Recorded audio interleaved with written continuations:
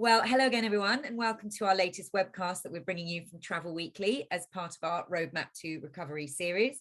And you'll see I'm joined today by Gordon McCreadie, who is, of course, the General Manager at If Only. So, hi, Gordon, how are you? Good afternoon, Lucy. Very well, thank you. Very well indeed. Well, thank you so much for joining us. We've got lots I want to talk to you about, but let's start with your news. You've got a bit of a development. Tell us about it. It's all to do with the suppliers that you work with. So explain what you're doing. Yeah, throughout sort of COVID, it gave us the opportunity as a business to look at basically every part of the organisation and how we can best support agents moving forward. And one of the key areas we looked at was the suppliers that we work with. Sort of before COVID, we went through a period of, I hate using this word, but unprecedented growth at If Only. And through that, we probably started to work with or support businesses that probably weren't a perfect fit with a luxury operator.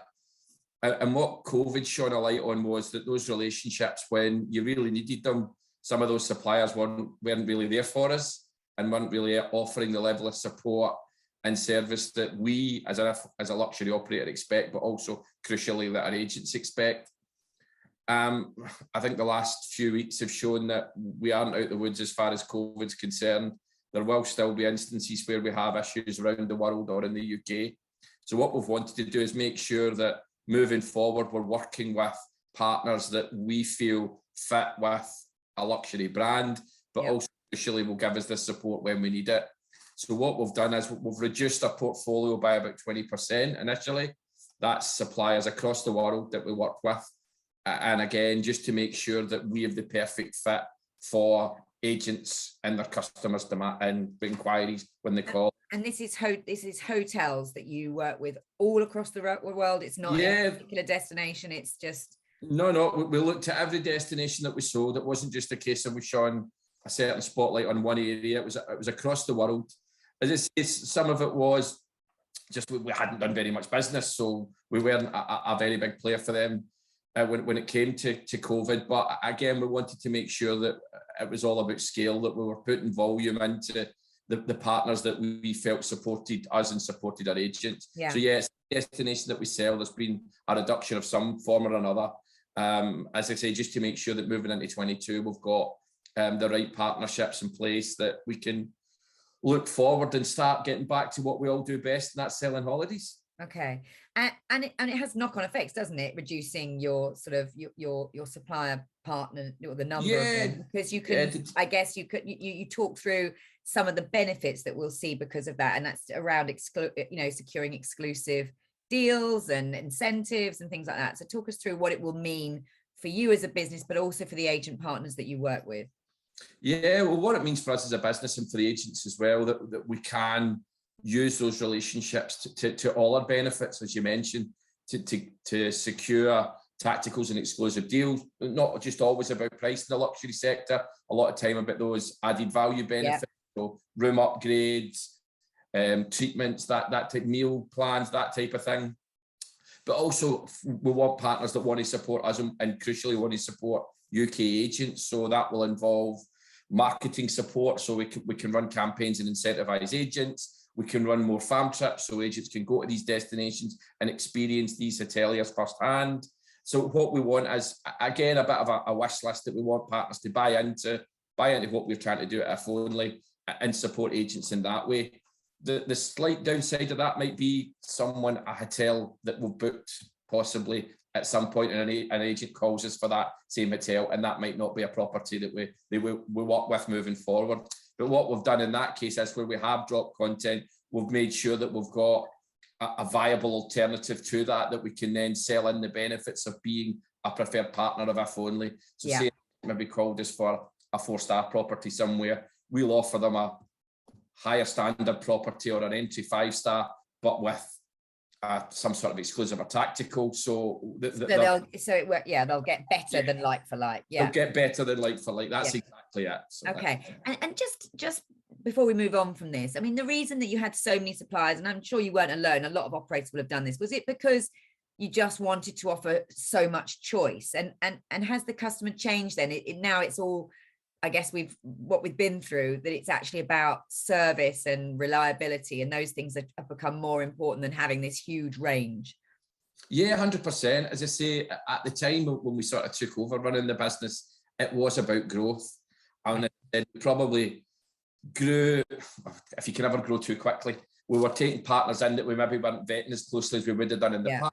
Agents were calling us and we were just trying to satisfy that demand. So we were taking in contracts and feeds from people from places that we maybe wouldn't have historically done so, when our growth had been fairly regimented before.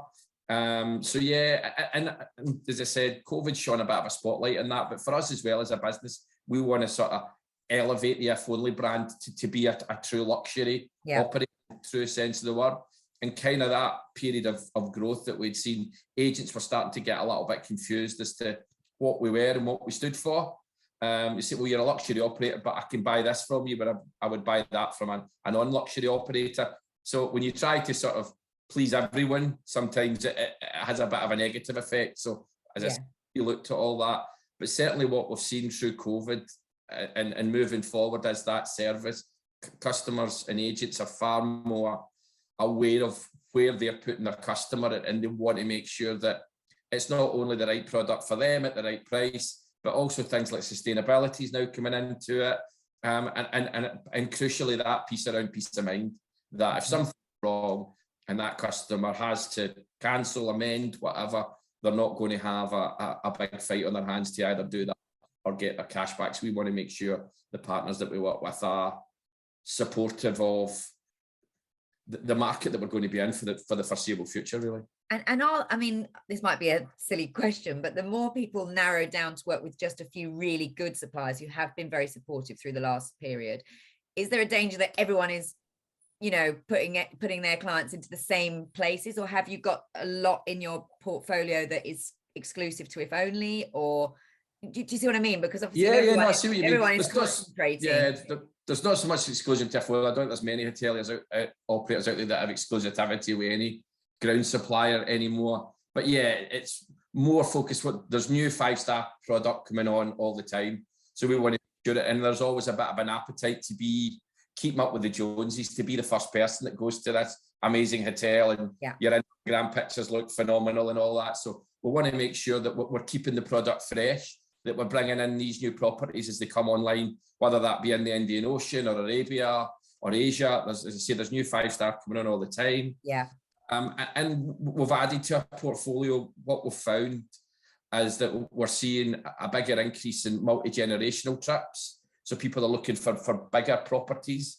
They're also looking for that little bit of privacy, and maybe not so have to be up at 6 a.m. to get a sun lounger or whatever. We've increased our villa product quite significantly, particularly across the Caribbean. We've increased our access to water bungalows and bungalows within properties. And as I say, we're refreshed that sort of 5-star luxury offering to make sure that we've got the in place to be and be seen by your friends and family over the next 12 to 24 months. It sounds really good. And you mentioned there that this will mean you can take more agents on fam trips, and then the trade marketing. So they'll want me to press you on that. When do you think your fam trips are going to be able to, you know, I mean, I know you love running your fam trips and agents love to get on them. So have you got a program plan for 2022? We're working on it at the moment. It's obviously quite difficult when we keep getting sort of having to take a step backwards from opening up as an industry. But we've got some really exciting trips planned for next year. We were even considering looking at some in Q1, but I still think, speaking to our agent colleagues, that we are still pretty optimistic that Q1 is going to be pretty strong, even though sales are impacted at the moment. We do feel post-Christmas there will be that fateful phrase of pent-up demand. Let's talk about that. And I only because I've literally just read the latest blog from Steve Endicott, who says that Omicron is going to devastate the January peaks. So he feels that things are going to change completely. He's predicting that we won't have a January, February like we're used to, because people are not going to be prepared to book, you know, too far out. It's probably going to be more like least 2 months, maybe 3 at the max, that they're prepared to, because they want vision of what is available and what the rules are and the entry requirement, all that kind of stuff. So what but you're saying that you still think January, February will be quite strong. Yeah, so far all the feedback we're getting from agents, I would go against that at the moment, subject to things obviously changing. We are still seeing, we've got a very strong order book for now to the end of the month, and into Q1, where passengers are adamant to the point of aggression that they are giving up their holiday again. So they are going, and they will live with testing in resort, which is a lot more economical than testing back in the UK, and also the testing in once they get back within 48 hours. And what we're seeing is, yes, whilst it is having an impact on the lates market right here, right now, customers are still looking to commit to January, February, March next year, and travel subject to the destination still be accessible to them. Yeah. So on the back of the weekend's news, Gordon, did you, I mean, I know everyone will have slightly different stories, but by and large, we were hearing that agents weren't getting too many cancellations, obviously a few, but a bit like you're saying with your customers, people who've booked already are like, come hell or high water, they're going to go away. But we did get a lot of reports of a real sort of slowing of momentum, and the actual bookings did sort of take a bit of a hit. So is that sort of similar to what you saw? Yeah, we'll have, December will be our biggest departure month in the year so far. It historically does tend to be just in our marketplace of luxury in the destinations. Yeah. With the Indian Oceans and the Caribbean all been very popular over the festive period. And that's in place. So it'll be our biggest departure month. We've had literally a handful of cancellations. And I mean a handful. I'm touching wood. That stays. Yeah, touching wood. Yeah. Yeah, exactly. Single figures. And to be honest, most of those were not so much cancellations, but people just looking to amend to destinations that they were hopeful would have opened up, but still haven't. Australia being the prime example of that. But cancellations we haven't seen en masse. It certainly has killed new business to a certain degree. We're seeing probably a drop of about 40% on what we had been seeing the 2 weeks prior to the announcement. And the calls that we're getting, as I say, is from agents. I've got a customer, they're going to the Indian Ocean on such and such a date. They're adamant that they want to go. Can you tell us what they'll need to do in resort and about getting their testing done? So there is a real resilience from travellers to make sure that they get the holiday that they want and to the sun. Well, that is good to hear. And then as a luxury tour operator that wants to provide that sort of absolute end-to-end service, Gordon, are you now having to, I mean, we've been there before, haven't we, with all this testing? It's not like it's new, but you're having to kind of resurrect or pick up all those kind of, how you get testing in all your different resorts and get that information out to make sure you've got the testing set up so your clients know what to do to come back. 100%. I think between ourselves and our agent partners, we're all pretty expert in this now. But yeah, we've brought out those comms again. We're updating them on a daily basis.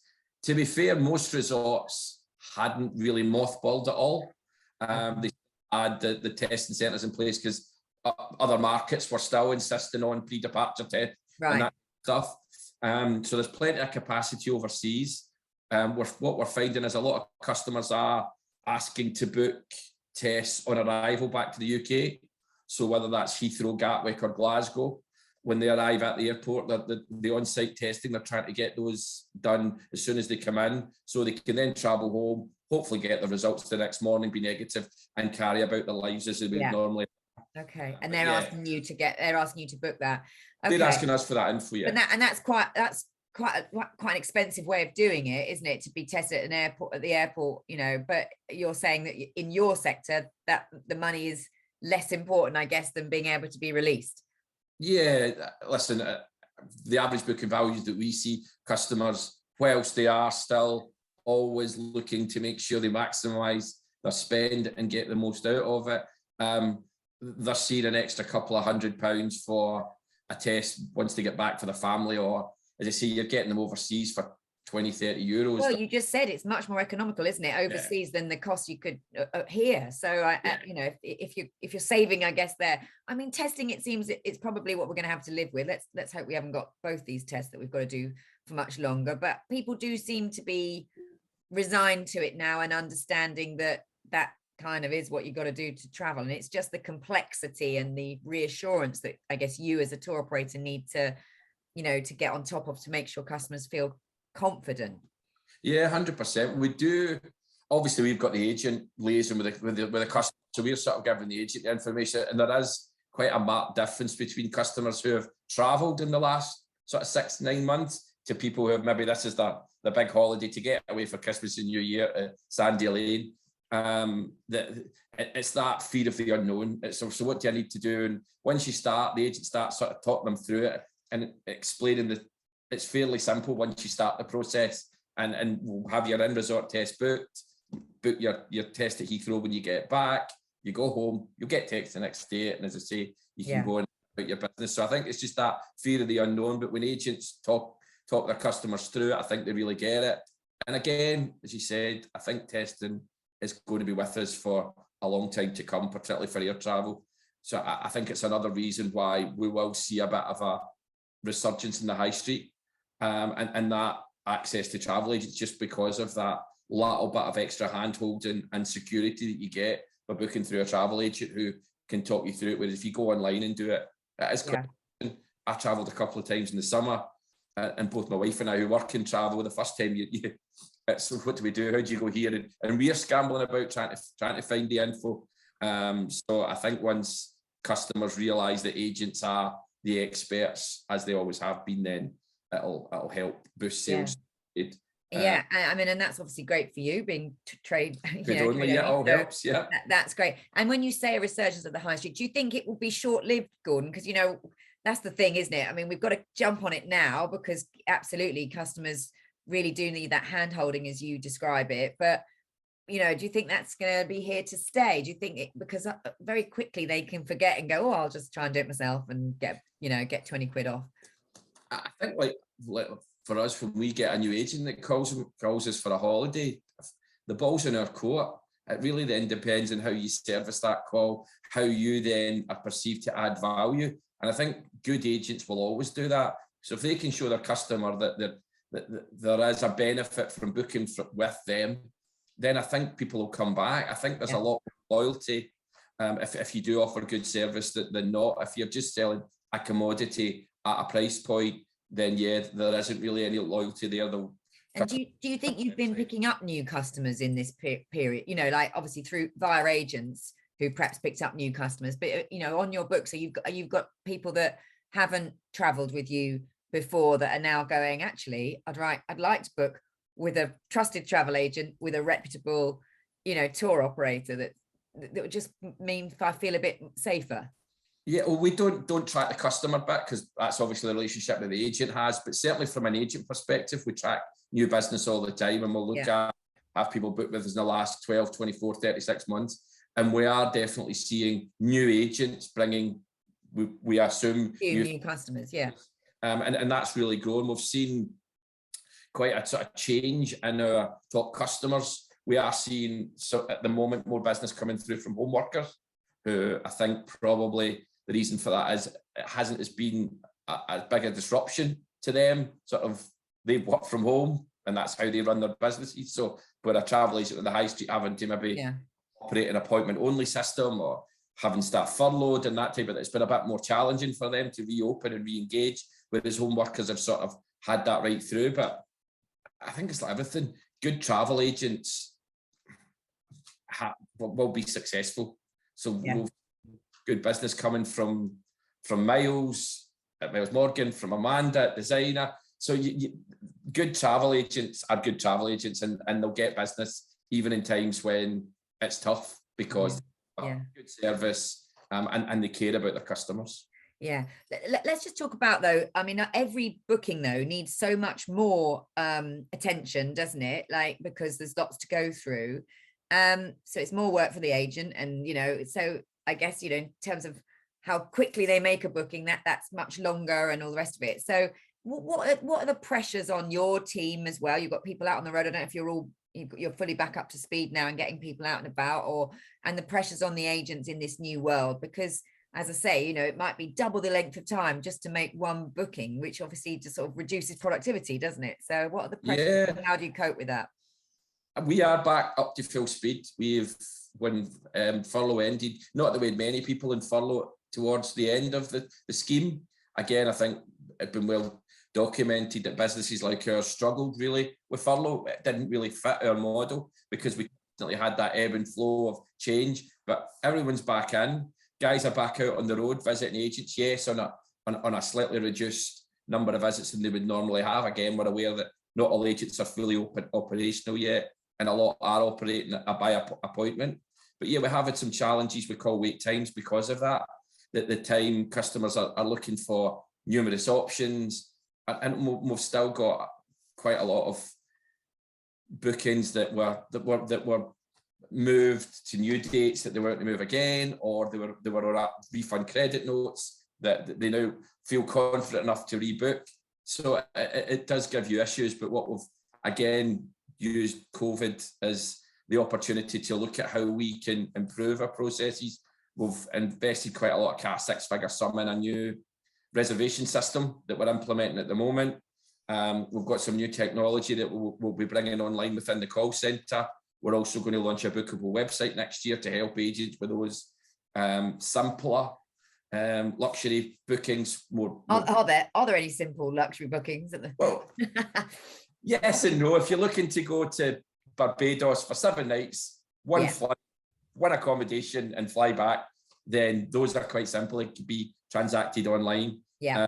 If you are looking for something a bit more with bells and whistles, then that's where our staff come into their own with the expertise that they've got. So we have been investing, as I said, really heavily in the technology that we have to try and improve that process. We're bringing in a new package engine, which allows us to quote quicker.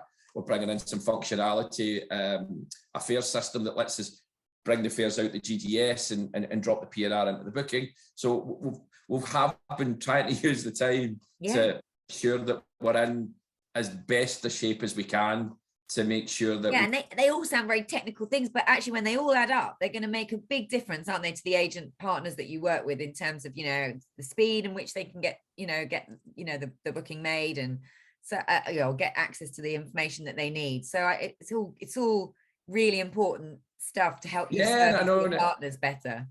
Yeah, we probably get a little bit of a geek off on it, but all these little things just add up. But it takes to implement a new reservation system in a business that's been using a previous one for nearly 20 years. It isn't an overnight thing. It's taken us virtually the whole 20 months of COVID to get this in. We started pretty much right away because there's never a good time to put a new system. I know. Well, it sounds like you've used the time wisely. I mean, I'm sorry, I didn't mean to belittle your tech geeking. No. But I know exactly what you mean. Agents and customers don't really see it, but it's all stuff for us that is going to make the difference long term. It's going to make us a more efficient, a slicker, a quicker business, because we totally understand that for agents, time is money, and the longer they're on a call or they're having to process bookings, as you said earlier, that could be time spent. Yeah. I think that's what I was getting at, and we are still hearing agents that are struggling to get through to people. I know it's obviously not as bad as it was at the start of all this, but there are still issues, and I think by and large people are understanding, aren't they, because we're still in it. We're not completely out of this yet, and people are understanding. But I guess, as you say, they now desperately need to make the money back up, and they just don't want to be wasting any time at all if they've got potential sales there. So okay, all right, we're coming to the end of time, Gordon, but just want you to look. I mean, you already talked about some of the things you're doing as a business looking ahead, and we also talked about how you're quite confident for the turn of year. But what trends wise, destinations, I know it's hard because we don't know what their rules might change, but what's looking good for you for what are you sort of anticipating as being the sort of the hot sellers for next year?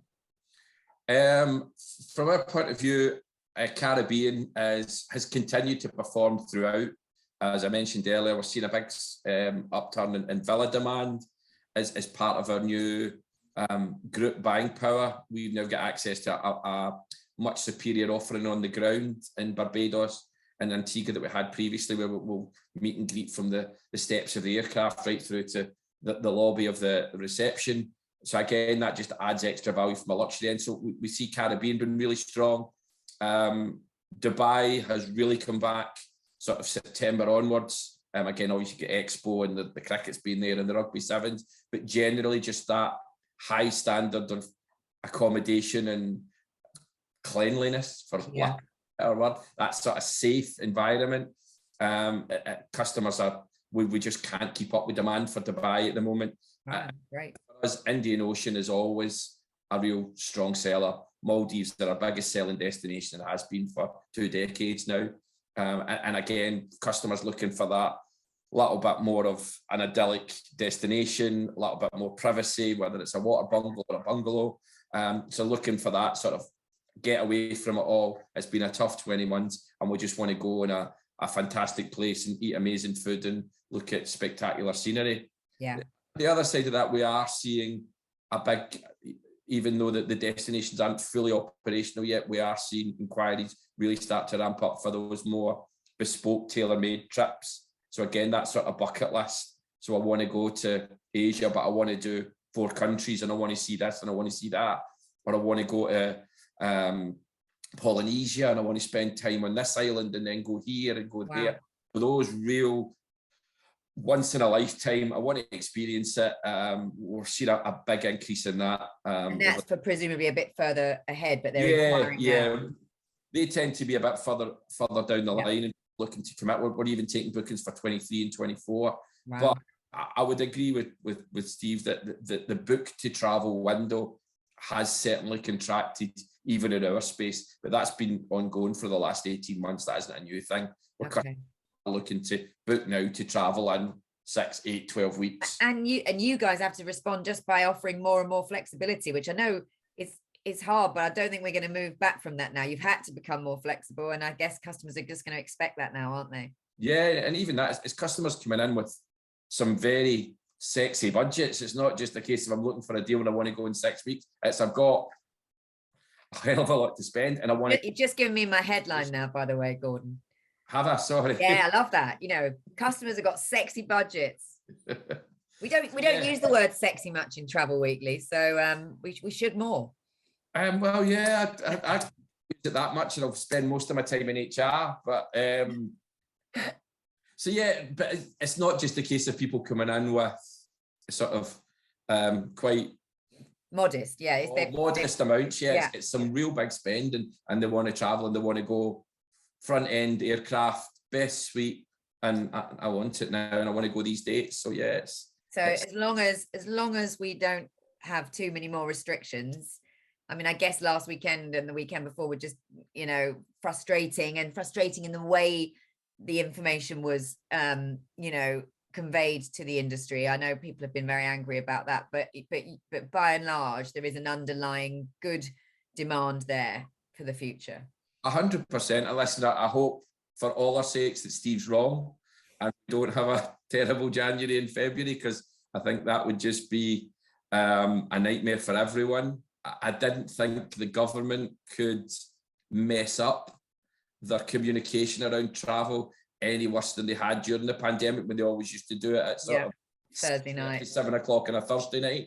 But to move to 6 p.m. on a Saturday night, it's just a disaster for our industry. And I think it's just really disappointing, considering how much this industry is thought of worldwide and how big and how important it is to the economies of not just our country, but countries around the world, that we just seem to be at the bottom of the queue when it comes to any sort of government support. Even no support, but not even any regard, really. Yeah, it's just forced upon us. We just expect to get on with it. They just don't really seem to understand the impact of these decisions that they're making. And listen, I don't for 1 second play down the importance of making sure that travel is safe and that customers go and come back and keep the wider community safe. I completely get that. I'm not saying that for 1 second, but I think that it should be a far more effective way of communicating that and talking us through. And I know a lot of people call for it, but it's just give us the data to back it up. Yeah. It just seems to be a real knee-jerk reaction going on as to these various variants will be dealt with, because from what I can see, and from a layman's point of view, COVID's going to be here for who knows how long, and it's just going to be something we're going to have to live with and get on with, and we're going to have to find a better way of dealing with it than just shutting things down, or just shutting down. Yeah. We've all got lives to live, not just in travel. We've got families, we've got commitments, and everybody just wants to start getting back on with their lives and not be constantly in fear that by doing the wrong thing, it's going to end up being an absolute nightmare for everyone. Yeah, and just very quickly, finally, Gordon, you mentioned there about the government gives us no support, and of course there are calls for it again, but how confident are you that the government will listen and support the industry this time around? Is there a less than zero? I don't think we're anywhere near on their radar. Minus something, specific support. We have it up until now. We continue to thrive as an industry and survive and get through this. And I am taking my hat off to every travel agent in the country that has managed to get themselves through this. We got involved in some of the days of action, and some of the stories you heard about how people were having to survive second, third jobs. Yeah, it's heartbreaking. Savings. It's been heartbreaking. But I think just we will get through this. Travel will return. Customers will travel again. And it would just be nice if the government recognised the importance of our industry and supported us, as they have done other sectors of the UK economy. But we just seem to constantly sort of go under the radar. And, nice. And you're not holding your breath. And I'm not holding my breath. Whether that's Westminster or Holyrood, I'm not holding my breath for either, I'm afraid. All right. Well, listen, it's great that you've used the time. It's been a horrible time, obviously, but you've obviously used it really wisely, Gordon. I wish you luck with your all the plans that you talked about, and particularly this the one you've announced today around the reduction of the suppliers to be able to sort of service your agents much better. That sounds fantastic. Wish you all the best with that. Thank you for joining us. I'm going to see you tomorrow. I don't know where we're going to put this out, yes. But we're going to be in Scotland. We're both going up to the SPF. Well, you're there. I'm coming up. Yeah, it's round the corner for me. Yeah. So we look forward to seeing you there and seeing all the fantastic agents. It would be great. It'd be lovely to see everyone again. And thank you for joining us today, Gordon. No, listen, thank you for your time, Lucy. Looking forward to seeing you tomorrow night. And I want to wish everyone a Merry Christmas, and fingers crossed, even Steve Endicott, for a very prosperous new year. All right, I'm crossing them with you. Thanks, Cheers. Gordon. Cheers. Thanks, Bye. Lucy. Speak to you soon.